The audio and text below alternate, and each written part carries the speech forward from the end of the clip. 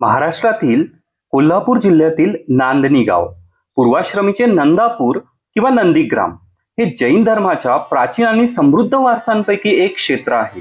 या गावास धार्मिक अधिष्ठान लाभले आहे ते म्हणजे स्वस्ती श्री जिनसेन भट्टारक पट्टाचार्य महास्वामी संस्थान मठामुळे. थोडक्यात याला नांदणी मठ असेही संबोधतात. महाराष्ट्र राज्यातील कोल्हापूर जिल्ह्यातील शिरोळ तहसीलमधील एक गाव. कोल्हापूरपासून पूर्वेस 35 किलोमीटर, बेळगावपासून उत्तरेस 100 किलोमीटर, सांगलीपासून दक्षिणेस 15 किलोमीटर असे या ठिकाणाचे निश्चित स्थान सांगता येईल. अहिंसा, सत्य, अस्तेय, ब्रह्मचर्य, अपरिग्रह या तत्वप्रणालीवर जीवन जगण्याची शिकवण देणारा जैन धर्म हा अतिप्राचीन धर्म आहे. या प्राचीन तत्वाचे अनेक दाखले सकल भारतवर्षात मोठ्या प्रमाणात दिसून येतात. जैन धर्माच्या विकास आणि संरक्षणाच्या उदात्त हेतूने भारतवर्षात भट्टारक पीठांची निर्मिती झाली. या सर्व भट्टारक पीठांमध्ये स्वस्ती श्री जिनसेन भट्टारक पट्टाचार्य महास्वामी मठ संस्थान नांदणी, करवीर, कोल्हापूर हे आद्य पीठ आहे. प्राचीन भारतातील दिल्ली, पिनकोंडी, जिनकांची आणि करवीर म्हणजेच नांदणी अशी जिनसेन मठाची परंपरा चालत आली आहे.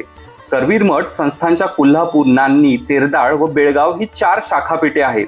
म्हणून जिनसेन पीठाला चतुःसिद्ध सिंहासनाधीश्वर असे म्हणतात. मित्रांनो, मला सांगायला आवडेल की नांदणी मठाच्या अधिपत्याखाली उत्तर कर्नाटक व दक्षिण महाराष्ट्रातील सुमारे 743 गावांचा समावेश होतो. या सर्व गावातील जैन धर्माचे सर्व धार्मिक महोत्सव, विधिविधान, पंचकल्याणक, धर्मप्रसार, सांस्कृतिक कार्यक्रम स्वस्ती श्री जिनसेन भट्टारक पट्टाचार्य महास्वामीजींच्या आदेशाने आणि आशीर्वादाने सानंद संपन्न होतात. आपण या प्राचीन मठात आहोत. मठाची वास्तू अतिभव्य व वास्तुशास्त्राचा उत्कृष्ट नमुना आहे. नांदणी येथील हा मठ पूर्णतः लाकडी आहे. या मठासाठी प्रामुख्याने साग या लाकडाचा मोठ्या प्रमाणावर वापर करण्यात आला आहे. हा मठ 300 लाकडी खांबांवर उभारलेला आहे. मठाधिपतींना बसण्यासाठी मोठे सिंहासन आहे. उन्हाळ्यामध्ये अतिथंडावा व हिवाळ्यामध्ये अतिउबदार अशी नैसर्गिक वातानुकूलित रचना आहे. मठाचा मधला भाग प्रकाश आणि वायुविजनासाठी मोकळा ठेवण्यात आला आहे. सध्या त्यामध्ये बदल करून पारदर्शक पत्रे बसवण्यात आली आहेत. पहिल्या मजल्यावर एका वेळी 1000 श्रावक बसू शकतात. दुसऱ्या मजल्यावर वापर पर्युषण पर्वामध्ये श्रावक नोपी व इतर विधिविधानासाठी होतो. आतील बाजू लाकडी नक्षीकामाचा उत्कृष्ट नमुना आहे. घडवलेले दगड व चुन्यामध्ये भक्कम बांधकाम केलेली ही वास्तू पुढील 1000 वर्षे तरी सुस्थितीमध्ये राहील असेच या भिंतींना पाहिल्यावर लक्षात येते. मठाचे मुख्य प्रवेशद्वार पश्चिममुखी आहे. विशाल लाकडी प्रवेशद्वार पाहिल्यानंतर या मठाची भव्यता प्रवेशावेळीच दिसून येते. या मठाच्या भिंती 3 फुटांपासून 7 फूट रुंदीच्या आहेत. पूर्वेकडील भिंत 7 फुटांची असून दुसऱ्या मजल्यावर जाण्यासाठी या भिंतींमधून जिना आहे. दुसऱ्या मजल्यावरून पूर्वेकडे असलेल्या तिसऱ्या मजल्यावर जाण्यासाठी भिंतीमधूनच जिना आहे. पूर्वी मठामध्ये काही कार्य अथवा तातडीचे संदेश देण्यासाठी गावातील श्रावकांना मठामध्ये एकत्रित येण्यासाठी घंटानाद केला जात असे. मठामधील एक खोली अशी आहे की त्या खोलीस महाबळेश्वरी म्हटले जाते, कारण ही जागा उन्हाळ्यात अतिशय थंडगार असते. पूर्वेकडील दरवाजातून नगरखान्यात व जिनालयात जाता येते.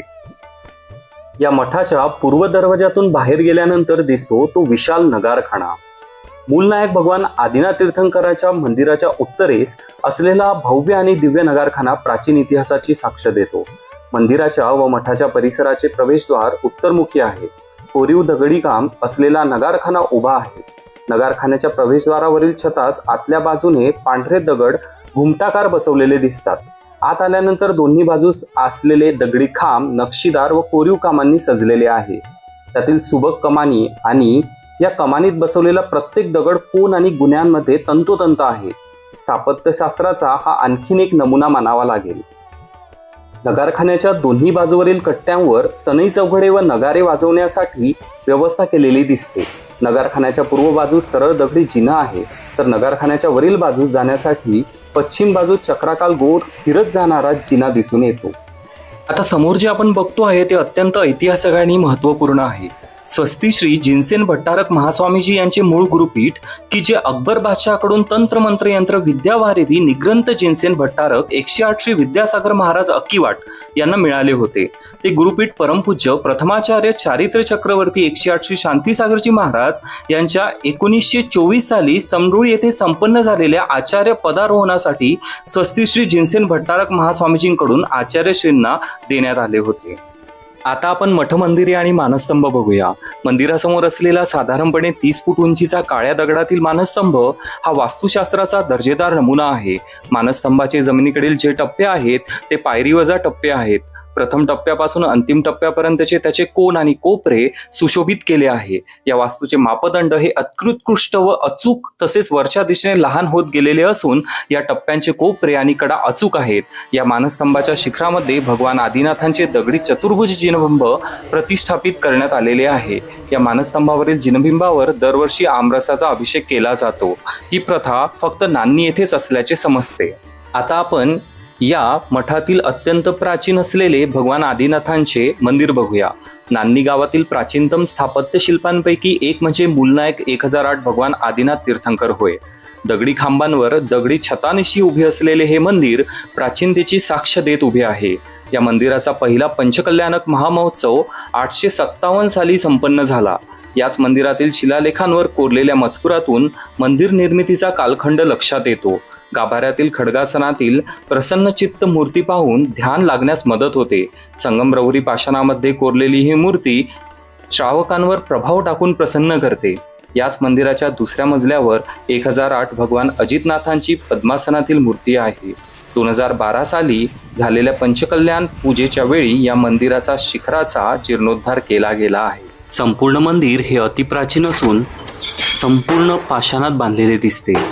या ठिकाणी असलेली कलाकुसर, कमानी, तेथील दगडी खांब, त्यावर केलेले अनेक असे शिल्प आणि कलाकृती खरोखर मन मोहून टाकणारे आहे. एकदा तरी नान्नी या गावी सगळ्यांनीच भेट द्यावी असे मला वाटते. या परिसरामध्ये मानस्तंभ आहे, मूलनायक 1008 भगवान आदिनाथ तीर्थंकरांचे मंदिर आहे, तसेच पंचमकट्टा सुद्धा आहे. मानस्तंभ आणि मंदिर यांच्या मधोमध 15 फूट लांबी व रुंदी आणि 3 फूट उंची असलेला पंचकट्टा आहे. मानस्तंभाचे, मंदिराचे व पंचकट्ट्याचे बांधकाम हे एकाच काळात केल्याचे या बांधकामावरून लक्षात येते. असा पंचकट्टा इतरत्र कोठेही आढळत नाही. आता पंचकट्टा म्हणजे नेमके काय? तर प्राचीन काळी प्रत्येक धर्माचे न्यायनिवाडे हे त्यांच्या धर्मपीठामध्ये केले जात असत. जेथे जेथे धार्मिक राजधान्या आहेत तेथे असे निवाडे पार पाडत असत. या बाबतीत नान्नी येथील स्वस्तिश्री जिनसेन भट्टारक पट्टाचार्य महास्वामी संस्थान मठ हे आद्य धर्मपीठ आणि आद्य मठ आहे. याच ठिकाणी श्रावकांचे व धर्मातील निवाडे नांदनी म्हणजेच नंदापूर किंवा नंदी या राजधानीमध्ये पार पडत होते. यासाठी अशा पंचकट्ट्यांची बांधणी केली जात असे. बघा, समोर आपल्याला किती सुंदर तीर्थंकरांची मूर्ती दिसली. तुम्हाला माहिती आहे का, या परिसरामध्ये आणखी अनेक मंदिरे आहेत. जसे आपण मानस्तंभ बघितले तसेच या ठिकाणी असलेले श्री आदिनाथ तीर्थंकर मंदिर किंवा याला अक्काबाई मंदिर असे सुद्धा म्हणतात. तसेच या ठिकाणी यक्ष यक्षिणी व क्षेत्रपाल मंदिर आहे, सांस्कृतिक हॉल आहे. तसेच या गावात एक जुनी बस्ती आहे, ज्या बस्तीला 1008 श्री पार्श्वनाथ जिन मंदिर असे सुद्धा म्हणतात. तसेच या मठात नवरात्रोत्सवाची सुद्धा परंपरा प्राचीन आहे. श्री जिनसेन मठाचे जैन व अजैन असे धारकरी व मानकरी असे दोघेही आहेत. दसरा म्हणजेच नवरात्रोत्सवाच्या वेळी 10 दिवस मठातून पालखी व मिरवणूक निघते. मित्रांनो, तसेच या ठिकाणी शांतिवन आहे, समोशरण मंदिर आहे, निषिधिका 24 तीर्थंकर मंदिर आहे, स्वाध्याय भवन आहे, प्राचीन असे ग्रंथालय आहे की ज्या ठिकाणी संस्कृत, पाली, अर्धमागधी, हिंदी, मराठी व मोडी लिपीत अनेक ग्रंथ आहेत. तसेच या मठातर्फे शिक्षण संस्था सुद्धा चालवली जाते, ज्यामध्ये सुमारे 500 विद्यार्थी शिक्षण घेतात. अशा प्रकारे या नान्नी मठाच्या माध्यमातून विविध आघाड्यांवर कार्य सुरू आहे. जिनसेन मठाच्या माध्यमातून भविष्यात धर्मप्रसार, धर्मसंरक्षण, पाठशाळा तसेच लौकिक शिक्षणासाठी वैद्यकीय व अभियांत्रिकी महाविद्यालय उभारण्याचा मानस आहे. या प्राचीन नंदापूर म्हणजेच नांदणी गावाचे जैन धर्मातील स्थान अधोरेखित करण्यासारखेच आहे. जैन धर्मियांचे हे एक शाश्वत जिनसेन पीठ आहे. या ठिकाणचे प्राचीन मंदिर, वास्तू आणि स्थापत्य याचा विचार केल्यास हा जैन धर्मियांचा गौरवशाली वारसा आहे आणि तो आपण सर्वांनीच जपला पाहिजे.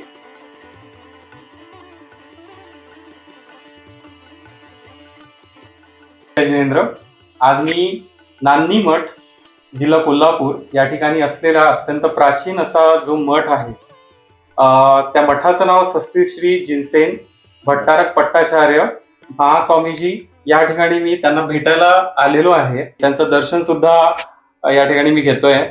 तो मस्त महाराज. आश्रम.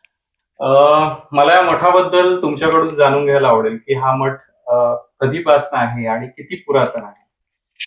तशी मठांची रचना ही आहे. हे आद्य भगवत जिनसेन आचार्य भगवंतांच्या पूर्व कालापासूनही आहे. भट्टारक याचा अर्थ आहे की अरहंत भगवंतांना भट्टारक म्हणलं जायचं. तदनंतरच्या आचार्य परंपरेत जे आचार्य महाराज आणि प्रमुख आचार्य महाराज यांनाही भट्टारक अशा नावाने संबोधलं जायचं. जसे की भट्ट अकलंक भट्टारक स्वामीजी. भट्ट म्हणजे विद्वान, विद्वत्ता अशा पद्धतीची पूर्वीची संकल्पना होती. आणि नंतर ना कालांतराने धर्माच्या रक्षणासाठी दिगंबर मुनी मुद्रा बाहेर पडू शकत नव्हत्या. दिगंबर मुद्रेला फार बाहेर पडणं, धर्माचे प्रभावांना प्रचार प्रसार करणं शक्य नसल्या कारणानं मग काही वस्त्रधारी भट्टारक बनू लागले. मग या मठाची जरी आपण विचार केला तर हे प्राचीनतम मठ आहे. आपल्याला या मठामध्ये 701चे इसवी सन 701चे शिलालेख सापडतात. त्यामध्येही भट्टारकांचा उल्लेख आहे. आणि प्राचीन मंदिर आहे जिथे आदिनाथ भगवान मूल नायक आहेत. आणि माणतुंगाचार्यांची देखील साधनास्थली आहे. तिथे माणतुंगाचार्यांनी चातुर्मास देखील केलेला आहे. आणि याच जिनसेन मठाच्या अवतीभोवती गावाचं ठिकाण एकदम सांगता येणार नाही, पण जिनसेन आचार्यांची जन्मस्थली याच भागामध्ये आहे. असे हे जिनसेन मठाची परंपरा फार वर्षापासून चालत आलेली आहे. या मठामध्ये 84 दिगंबर भट्टारक झालेले आहेत, म्हणजे मुनिराज आचार्य. तदनंतर वस्त्रधारी भट्टारकही होऊ लागले, कारण समाज व्यवस्थेमुळे वस्त्रधारी भट्टारक प्रभावना करू लागले. कारण त्या कालामध्ये दिगंबर मुनिराजांना फिरणं ज्यावेळी मुश्किल होतं त्यावेळी या वस्त्रधारांनी धर्मरक्षणासाठी शिल्लक भट्टारकांनी धर्मरक्षणाचे कार्य केलेले आहे. त्यामध्ये 84 दिगंबर भट्टारक आणि तदनंतर या मठाच्या इतिहासामध्ये 84 + 16 असे 100 भट्टारक या मठामध्ये आता जे आम्ही आहे हे 100व्या क्रमांकाचे भट्टारक आहे. तर अशा पद्धतीची या मठाची परंपरा आहे. प्राचीनतम कालापासून चालत आलेली ही परंपरा इथून इथपर्यंत अजून टिकून आहे, इथून पुढेही टिकून राहील.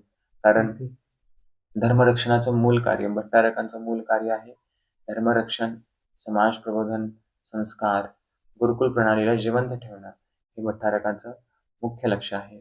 आणि परंपरा पुढे घेऊन जात धर्माचे रक्षण करणं यांचं मूल कर्तव्य मानलं जातं.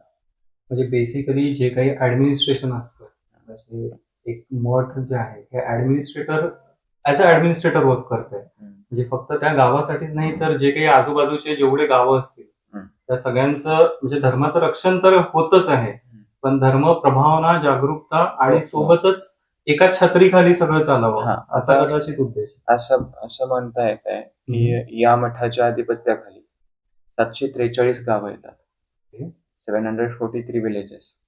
आणि या सगळ्या गावांमध्ये जे प्रभावनाचे कार्य होतात त्या प्रभावनाच्या कार्यामध्ये प्रत्येक गावातील श्रावकांनी आपल्या या मठाला बहुमोल स्थान दिलेलं आहे. या मठाच्या भट्टारक जेही पीठाधीश असतील, भट्टारक असतील, हे या सर्व कार्यक्रमाला उपस्थित राहतात. पूर्वीचे स्वामीजींनी देखील धर्मप्रभावना चांगल्या पद्धतीची केलेली आहे. या सगळ्या गावांवरती धार्मिक प्रभाव त्यांनी ठेवलेला आहे. आताही तेच कार्य चालू आहे. मुनी महाराज आणि श्रावकांच्या मधला दुवा बनवून मुनिराज आणि श्रावकांना मुनिराजांची सेवा हे मुख्य कर्तव्य आणि श्रावकांचे शंकांचे निरसन आणि धर्म प्रभावण्यासाठी संबल देणं हे भट्टारकांचं कर्तव्य आहे. आणि आता जसं बऱ्याच जणांना हे कन्फ्युजन असतं की नेमकं भट्टारक म्हणजे काय आणि मुनी म्हणजे काय, यात थोडाफार डिफरन्स आपल्याला क्लिअर करता येईल का? हा, भट्टारक आता नांदणी मठाच्या हिशोबातून जर चर्चा केली गेली तर विगत 3 भट्टारक जे होते ते आचार्यांच्या संघामध्ये क्षुल्लक दीक्षा घेऊन राहिलेले होते.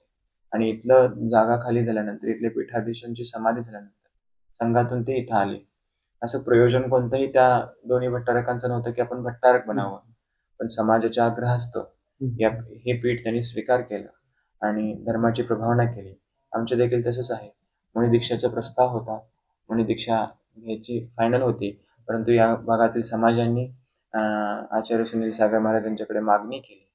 त्यामुळं आचार्य महाराजांचा आशीर्वाद आणि त्यांचे शब्द जोपासण्यासाठी आपण इथं या पीठाला स्वीकार करतोय. आणि बहुतांश या पीठामध्ये सगळे त्यागीव्रती भट्टारक झालेले आहेत, जेणेकरून स्वतःची चर्याचे देखील व्यवस्थित पालन करून समाजालाही व्यवस्थितरित्या प्रबोधन करतात. मी सुद्धा हा मठ पूर्ण बघितला. अत्यंत प्राचीन असं जाणवतो. म्हणजे आज अशी मठ फारच क्वचित बघायला मिळतात. बरोबर. जवळपास आपण साऊथ इंडियामध्ये किंवा इकडून कर्नाटक साईडला जर गेलो, तर तिकडे आजही समजा भट्टारक परंपरा जिवंत दिसते. हो, हो. पण जसं आपण नॉर्थ इंडियामध्ये मूव्ह करणार, तसं तसं आज फक्त भट्टारक गादी आहेत. पण त्या ठिकाणी प्रत्यक्ष पीठाधीश असं कोणी नाही. जागरूकता श्रावकांची, या दक्षिण प्रांतातल्या श्रावकांची जागरूकता ही मठाला मुख्य स्थान दिलेलं आहे. कारण मठांच्या माध्यमातूनच मंदिरांची रक्षणं झालेली आहेत. त्यामुळे ते आजपर्यंत त्या स्वामीजींचे उपकार, पिढ्या त्यांची पिढ्या देखील स्वामीजींचा उपकार किंवा भट्टारकांचा उपकार विसरले नाही. आणि भट्टारकांनीही त्यांना संबल दिलेला आहे. त्याच्यासाठी आज दक्षिण भारतामध्ये जर जात असाल तर सुरुवातीचा मठ येतो नांदणी, आणि नांदणीचा जिनसेन मठ. मुख्य मठ आपलं कोल्हापूरला आहे. कोल्हापूरलाही जिनसेन मठ आहे, नांदणीलाही आहे, तेरदाळलाही आहे कर्नाटकात आणि बेळगाव. 2 महाराष्ट्र, 2 कर्नाटक अशा पद्धतीच्या 4 मठांची व्यवस्था एका स्वामीजींच्याकडून चालत असते. आणि या भागातल्या लोकांची फार श्रद्धा मठाप्रती आहे, आणि त्या कारणाने या भागातील सगळे श्रावक मठाप्रती चांगल्या प्रकारे जुळलेले आहेत, स्वामीजींच्या प्रती जुळलेले आहेत. त्यांना व्यक्तिविशेषपेक्षा स्थानाला त्यांनी चांगलं समजलेलं आहे, आणि त्या स्थानामुळे व्यक्तिविशेषांना देखील फार चांगलं रिस्पेक्ट या भागामध्ये दिलं जातं. माझी भावना आहे की अशाच पद्धतीनं साधूंची सेवा करण्यासाठी सगळे मठ सज्ज राहावे, आणि उत्तरमध्येही या परंपरा ज्या लुप्त झालेल्या आहेत त्या लुप्त झालेल्या चालू झाल्या तर साधूंची सेवा, समाजाचं मार्गदर्शन या पीठांच्याकडून होईल, आणि चांगल्या प्रकारे धर्मप्रभावना होईल अशी संकल्पना आहे. तर मित्रांनो, तुम्हाला पार्ट 1 कसा वाटला हे नक्कीच कमेंट करून सांगा आणि व्हिडिओला भरपूर शेअर करा. चला, आता लवकरच आपण पार्ट 2 कडे जाऊया आणि पार्ट 2 सुद्धा बघूया. त्याची लिंक मी खाली तुम्हाला दिलेलीच आहे.